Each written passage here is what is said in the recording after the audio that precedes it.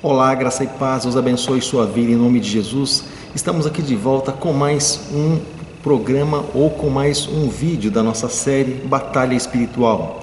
E dentro dessa série nós estamos estudando sobre as batalhas onde elas são atuadas ou onde elas acontecem. Por exemplo, no primeiro estudo, que é esse de hoje, nessa primeira série, aliás, que é essa de hoje, nós estamos estudando sobre a batalha espiritual dentro da igreja. Ou seja, pastor, dentro da igreja? Dentro da igreja. E nós vamos ter tantos outros estudos sobre as batalhas que acontecem nos ares, enfim, espíritos familiares, batalhas, vida conjugal, enfim. A questão é que nós estamos estudando elas em várias áreas, nas áreas que elas acontecem. Então, hoje nós estaremos aprendendo um pouco mais a respeito da igreja que é vencedora, tá bom? Há uma palavra poderosa voltada sobre esse assunto. Eu gostaria de dividir com você nesse estudo de hoje, de como nós fazemos toda sexta-feira, e hoje não é diferente, tá bom? Então, o tema de hoje é, dentro dessa questão batalha espiritual, é a igreja vencedora. Lembrando que a palavra de Deus, ela nos ensina que nós devemos viver uma vida imaculada. O Senhor disse que buscará uma igreja sem mácula, sem ruga e sem mancha, não é isso? Então, nós devemos ser uma igreja imaculada, irrepreensível diante do Senhor nosso Deus.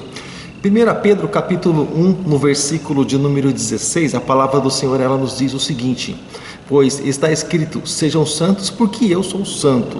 O Senhor, separado do pecado, o Senhor não compactua com as obras infrutíferas das trevas, tá bom? Porque o diabo, ele é o acusador, e ele usa com certeza pessoas para acusar, né? E até mesmo a consciência do próprio cristão. Muitas vezes fica ali martelando, muitas vezes a pessoa tem dificuldade de se perdoar por coisas que Deus já perdoou e já trouxe ao coração dela que foi perdoado. Mas com o tempo a pessoa começa a se lembrar disso, claro, vem as acusações, vem as cobranças no mundo espiritual e também de muitas pessoas. Mas olha só o que está escrito em Apocalipse, no capítulo de número 12, no versículo de número 10, está escrito o seguinte, vamos ler comigo?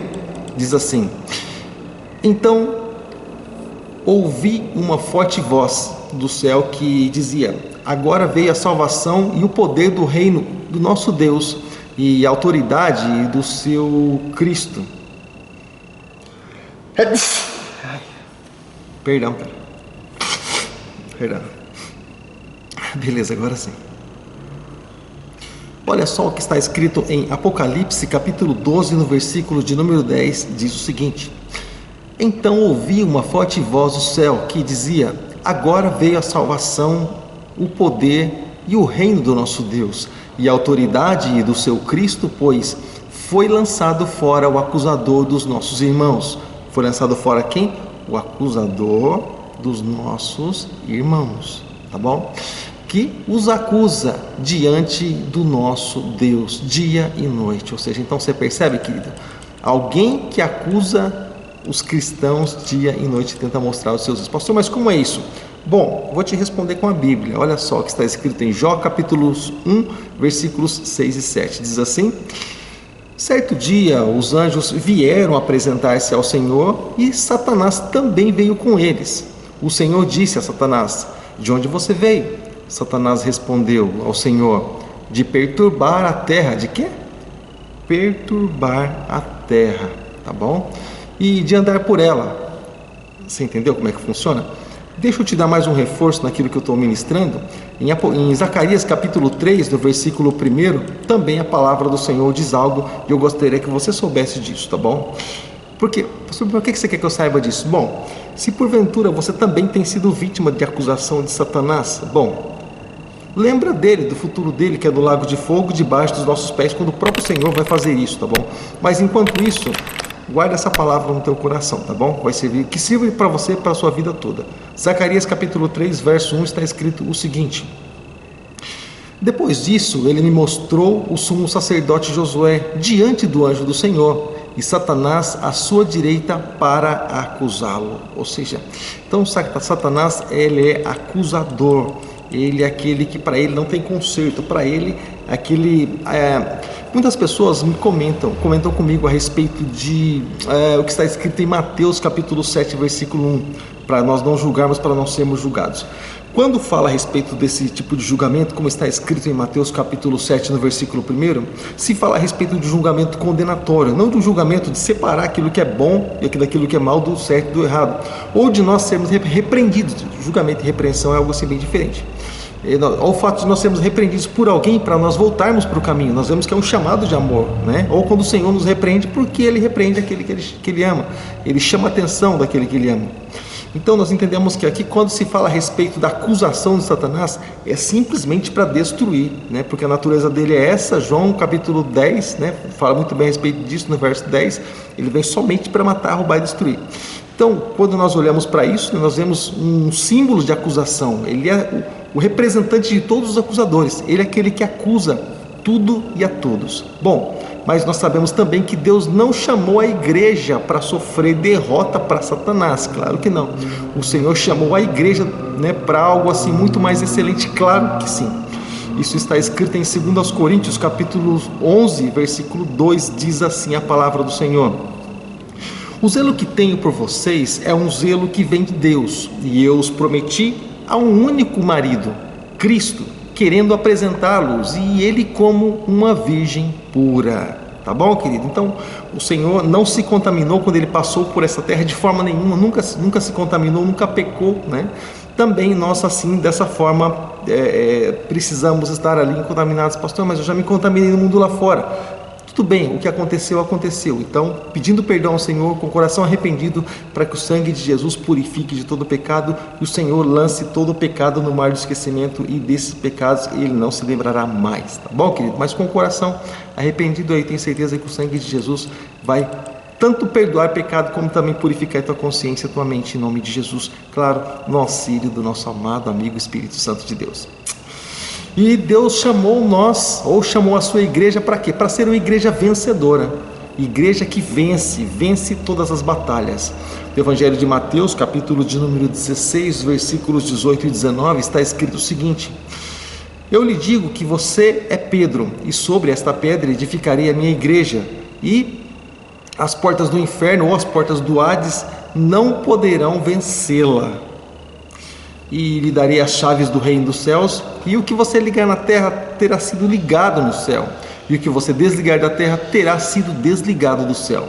Olha só que interessante, o Senhor fez da igreja vencedora. Negativo, as portas do inferno, elas vão bater aqui, ó, e vão voltar em nome de Jesus, tá bom? Com a autoridade que o Senhor Jesus, Ele tem nos dado através da sua palavra. Ele dá essa legalidade para nós, para que nós venhamos a vencer as obras das trevas. E 1 João capítulo 4, versículo de número 4, também a palavra do Senhor, ela diz o seguinte: vocês são de Deus e os venceram, porque aquele que está em vocês é maior do que aquele que está no mundo. Aquele que está em vocês, Deus, Jesus, através do Espírito Santo, é maior do que aquele que está no mundo. Ou seja, então, filho, vencedor, vocês os venceram, vocês venceram as lutas, vocês venceram o pecado, vocês estão autorizados a vencer as tribulações, a andar por cima de tudo isso aí, tá bom? A ser vencedores, aliás, mais que vencedores, essa é a condição que o Senhor coloca aos filhos de Deus.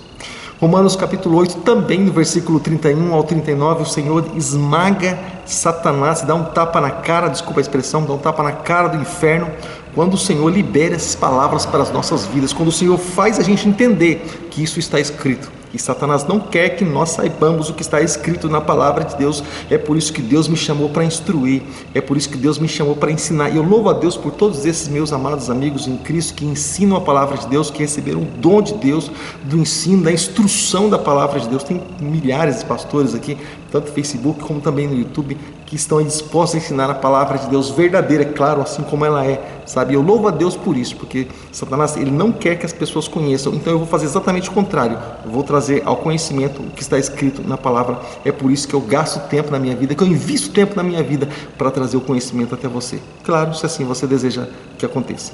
Romanos capítulo 8, versículos do 31 ao 39 está escrito assim: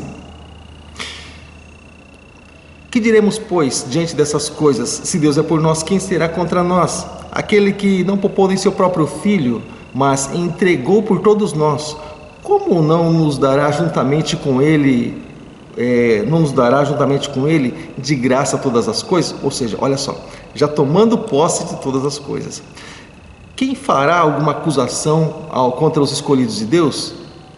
Olha só que interessante. Então, é como se ele procurasse e não encontrasse. Ou seja, quem é que vai fazer a acusação contra os escolhidos de Deus? Você percebe que interessante? Que ousadia, né, do apóstolo Paulo. Vamos lá. É Deus quem o justifica. Ou seja, Deus já mandou Jesus para limpar tudo isso, para passar uma vassoura na sujeira. Então, a sujeira não tem vez, sabe?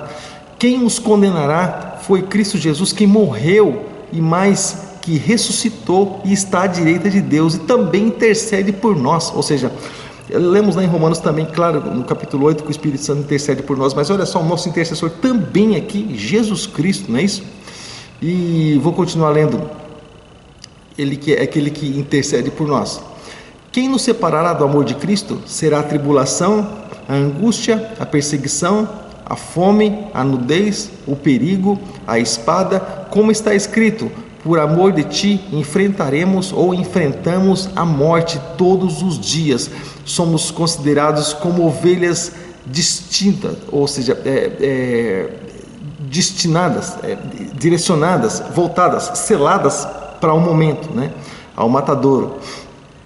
Mas todas as coisas somos mais que vencedores por meio daquele que nos amou. Jesus disse: ninguém tem maior amor que esse, de dar a vida pelos seus amigos. A palavra do Senhor diz em João capítulo 3, verso 16, que Deus amou o mundo de tal maneira que deu seu Filho unigênito, para que todo aquele que nele crê não pereça, mas tenha vida eterna. Bom, continuando aqui. Pois estou convencido de que nem a morte, nem a vida, nem os anjos, nem demônios, nem o presente nem o futuro, nem quaisquer poderes, nem altura, nem profundidade, nem qualquer outra criação ou criatura será capaz de nos separar do amor de Deus que está em Cristo Jesus, nosso Senhor. Ou seja, querido, Jesus já selou, ele já passou a régua, ele já bateu o martelo. Aquele que está com ele, mais que vencedor será sempre, tá bom, amado? Portanto, se o Senhor Jesus capacitou dando poder, ou seja, dando autoridade, né? Pastor, mas onde que o Senhor me dá poder? Onde que o Senhor me dá autoridade? Vamos para a Bíblia. Lucas capítulo 10, versículos do 17 ao 19, está escrito assim: os 72 voltaram alegres e disseram: Senhor, até os demônios se submeteram a nós em teu nome. E respondeu: eu vi Satanás. Ele respondeu, Jesus respondeu: eu vi Satanás caindo do céu como um relâmpago, e lhes dei autoridade para pisarem sobre cobras, serpentes, em algumas traduções diz, né, e escorpiões, e sobre todo o poder do inferno, do inimigo, e nada lhes fará dano. Ou seja, vocês não sofrerão dano algum. Contudo, alegrem-se, não porque os espíritos se submetem a vocês, mas porque os seus nomes estão escritos no livro da vida. Algumas pessoas falam assim: pastor, esse negócio de salvação, isso é coisa do futuro, ninguém sabe quem é salvo ainda, quem vai ser salvo.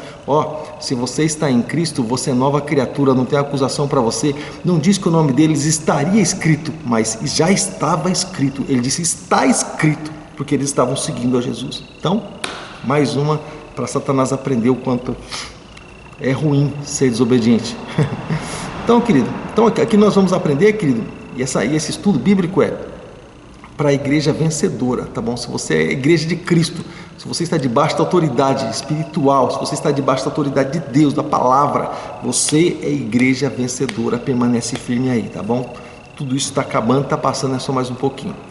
Então, para tirar, o Senhor deu poder e autoridade para tirar e resgatar as almas das mãos de Satanás, sabe? Uma mulher, certa vez, ela entrou na sinagoga. Jesus libertou ela estava encurvada, e ele disse: olha, essa filha de Abraão, ela estava presa por Satanás, ela estava presa, ou seja, há vários anos presa por Satanás, ou seja, então, como diz lá em Isaías capítulo 61, né? Resgatar, livrar, libertar, fazer ser conhecido o nome de Jesus, tá bom? O ano aceitável do Senhor, essa expressão que a Bíblia ela usa. Bom, mas Atos capítulo 16, versículos do 16 ao 18, está escrito assim também. Certo dia, indo nós para o lugar da oração, encontramos uma escrava que tinha um espírito pelo qual produzia futuro, um demônio, né? E ela ganhava muito dinheiro para os seus senhores e adivinhações. Essa moça seguia Paulo e a nós, gritando, e esses homens são servos do Deus Altíssimo, e eles anunciam o caminho da salvação, e ela continuou fazendo isso por muitos dias. Finalmente, Paulo, sabe aquele dia que o sujeito acorda já não aguentando mais muita coisa, sabe? Então, Paulo acordou nesses dias aí. Finalmente, Paulo ficou indignado e voltou-se para ela e disse ao Espírito: em nome de Jesus Cristo, eu lhe ordeno, sai dela. No mesmo instante, o Espírito a deixou. Para que o Senhor Jesus chamou, querido? Para libertar. O Senhor Jesus chamou para levar essas pessoas livres, em nome do Senhor, tá bom? Para cá, Atos capítulo 19, versículo 11. Hoje nós vamos aí, querido, palavra em cima de palavra, tá bom? Mostrar que o Senhor, Ele deu realmente poder, o Senhor deu realmente autoridade para cada um de nós, tá bom? Vamos lá, vamos para a igreja vencedora aqui, ó. Atos capítulo 19, versículos 11 e 12, também está escrito assim: Deus fazia milagres extraordinários por meio de Paulo, de modo que os lenços e aventais que Paulo usava eram levados e colocados sobre os enfermos. Esses eram curados e as suas doenças e espíritos malignos saíam deles, ou seja, libertação, cura, um povo livre da obra maligna, tá bom? E também, claro, em Marcos capítulo 16, versículo 17 e 18, passagem muito conhecida que nós sabemos muito bem, principalmente na época de batismo, né? São versículos clássicos assim que nós utilizamos, mas está escrito assim: e esses sinais acompanharão aos que crerem.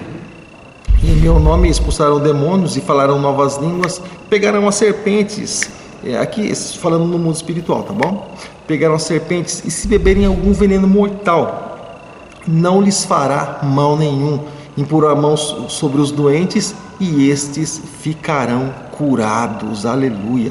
Então nós entendemos, querido, que o Senhor é aquele que liberta através da sua igreja vencedora. Paulo era um dos representantes da igreja aqui e ele estava ali fazendo o papel de intercessor, né, de aquele que vai na frente, um dos líderes da igreja primitiva, tá? Então a igreja do Senhor, ela possui armas poderosas para derrotar as forças do mal, as forças malignas. Tem pessoas que têm medo de demônio, tem pessoas que têm medo de Satanás, que nós não podemos ter medo. A Bíblia diz para que nós venhamos a resistir, não ter medo, resistir, tá bom? Não subestimar a força do inimigo, tá bom? De maneira nenhuma. Resistir, palavra, aquilo que Jesus fez lá no Evangelho de Mateus, capítulo 4. Resistir e manda embora. Resiste e manda embora em nome de Jesus, tá bom? Então, olha lá. Derrotar as forças do inimigo, claro, a quem nos afirma que isto é a própria palavra, ou seja, então através da palavra nós temos esse poder, através da palavra nós temos essa autoridade, nos dá força e condição para isso. Em Isaías capítulo 34, no versículo de número 16, está escrito assim: procurem no livro do Senhor, leiam, nenhum deles estará falando ou faltando perdão, nenhum estará sem o seu par, pois foi a sua boca que deu ordem e o seu espírito os ajuntará.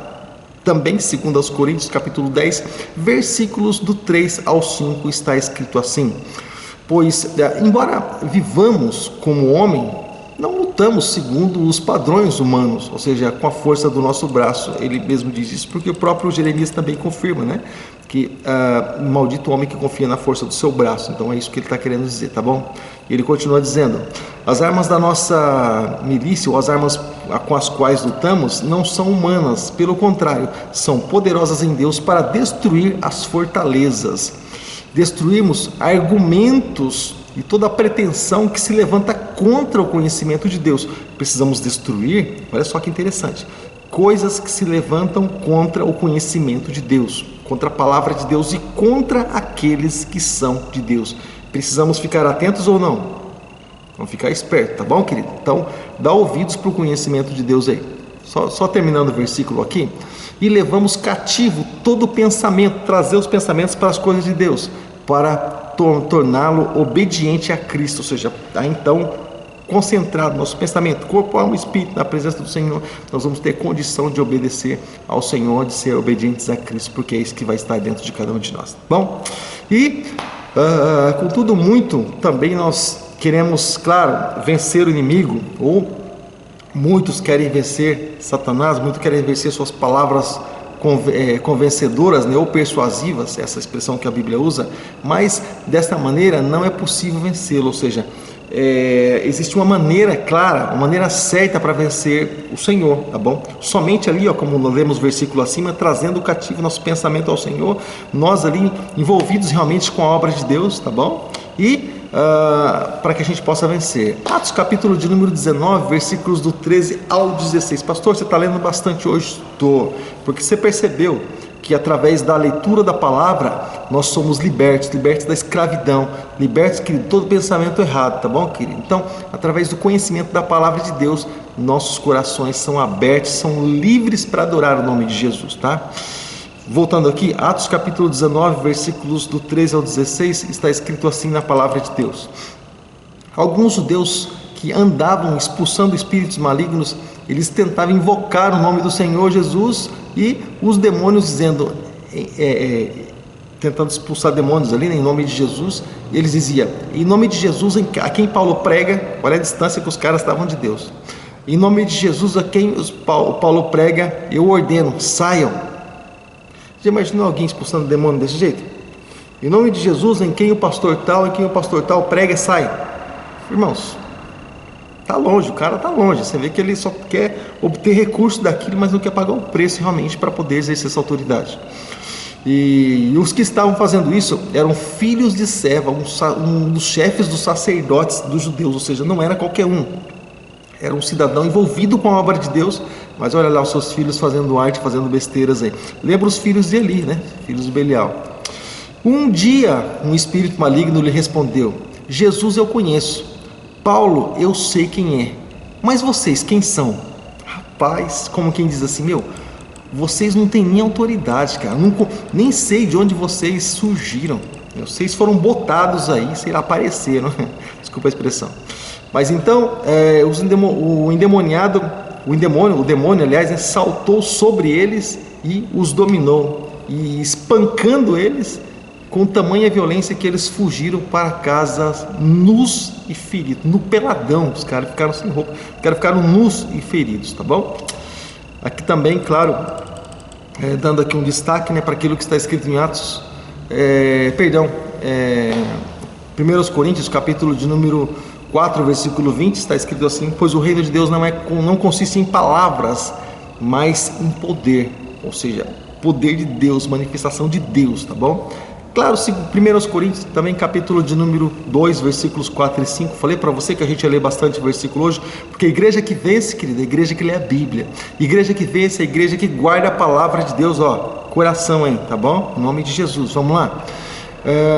Está escrito assim: minha mensagem e minha pregação não consiste em palavras persuasivas de sabedoria, mas consiste ali em demonstração de poder do Espírito, para que a fé de vocês, ou a fé que vocês têm, a fé que vocês manifestam, não venha se basear na sabedoria, ou seja, sabedoria do homem, mas no poder de Deus. Então o que nós entendemos, querido? Que aquilo que nós temos, aquilo que nós precisamos, precisa vir diretamente do trono de Deus, do trono da graça, tá bom? Esse é o perfil, querido, da igreja vencedora, tá bom? Ai, pastor, é muita coisa.